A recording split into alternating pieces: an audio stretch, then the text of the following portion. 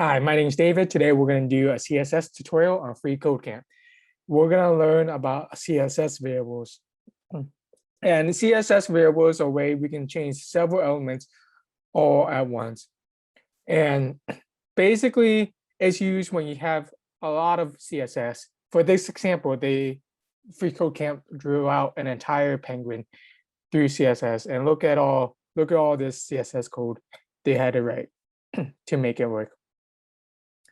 And basically what they did was that they had the penguin skin as black, and you can see where it's black here on the image.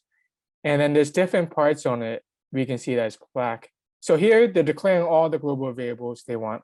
And so we're just going to use the penguin skin as a case. And we can see here that they have the top part of the penguin and they put penguin skin here.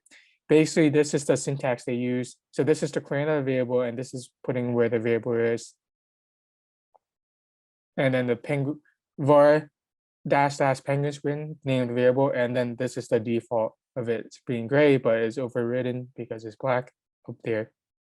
And now we see this, it only does the top part and then the bottom part of it as well. So there's different parts of it, and then here in the right hand. So there's different parts of this penguin where it needs the color. And this is a simple way to change all these colors at once. For this exercise, we want to change the black to gray.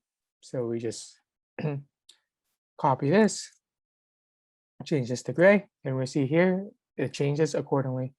And the gray to white, just copy this, make this white. There you go. And then yellow to orange. Yellow is to yellow, and we change it to orange.